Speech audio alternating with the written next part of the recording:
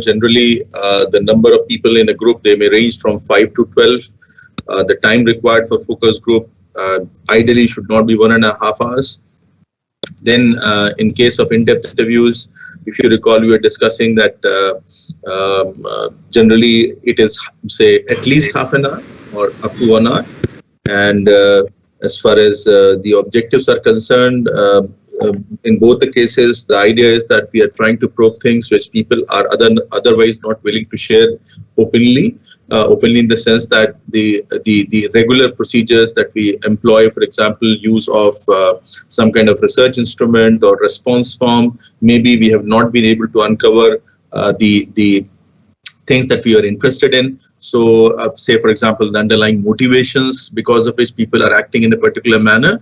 So that's where we have gone in for these methods. That is, we have gone in for these non-disguised direct methods like focus groups and depth interviews. Non-disguised, here what is happening is that the purpose of the study is known to the subjects or to those who are participating or with whom you are interacting either in the focus group or in the depth interviews.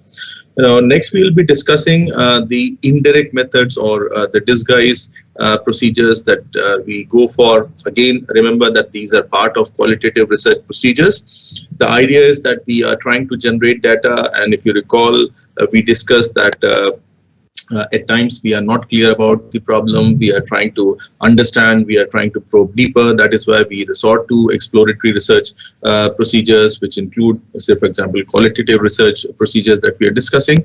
And today we'll be discussing the various types of projective techniques. So these projective techniques, we have different types of association techniques under this. So we'll be discussing the word association, sentence completion, then we'll be discussing construction techniques and expressive techniques. So let us see that what these are. So when we say, see the first one, that is what are these projective techniques. First of all, let us try to understand that what these exactly are. So these are nothing but indirect means of questioning. See, the other ones were direct means of questioning. These are indirect means of questioning, where you are trying to, or you are giving the freedom to the subjects or to respondents with whom you are interacting to project their own, or say, underlying motivations, their beliefs, their attitudes, their feelings, their opinions onto a third party, onto somebody else. So what we are assisting these respondents to do is that they can project their own underlying motivations, their beliefs, their attitudes, their opinions, their feelings onto a third party. Now this third party may be an animate object, may be an inanimate object, may be a task situation. So basically what we expect is that, see, respondents' attitude can be uncovered by us, that is by the researchers, and how we'll be doing it by analyzing the responses to scenarios that are deliberately unstructured, that are vague, that are ambiguous. So what we do is that we provide them, you see, situations or scenarios which are vague, which are unstructured, which are ambiguous. And the biggest advantage of these methods, that is these projective techniques, lies in that they can help us uncover the subconscious motives, which otherwise we cannot, using other methods, we cannot uncover them, we cannot understand them. So that is why we are resorting to these procedures. That is, we are trying to uncover the subconscious motives. But again, as we were discussing in case of the direct methods and projective focus group sessions and the depth interviews, remember that subjectivity creeps in here also.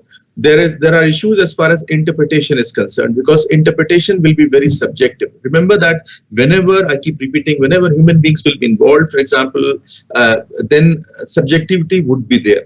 So we may either, at times, there is also a possibility that we as researchers may not be able to understand properly the responses which are being shared with us. So we may take the help of, say, a specialist from the area. We may take the help of, say, even clinical psychologists for this particular purpose. And the idea is, again, remember, to uncover the subconscious motives. So if, for example, I ask you directly, why did you purchase a particular brand of mobile phone? Why did you purchase a particular, say, type of car? Why did you purchase, say, a particular type of motorcycle? If I ask you, maybe some of you may respond to some of my queries without any hesitation, but there may be issues or at times subconscious motives that may have been operating, which you may not be willing to share openly, because you may think that it is not appropriate culturally to share that what was the underlying reason, what was the motivation, what was the subconscious motive because of which you purchased. For example, say you purchased a very expensive mobile phone, you purchased a very expensive motorcycle, or say a car. So if I ask you that why did you purchase, maybe the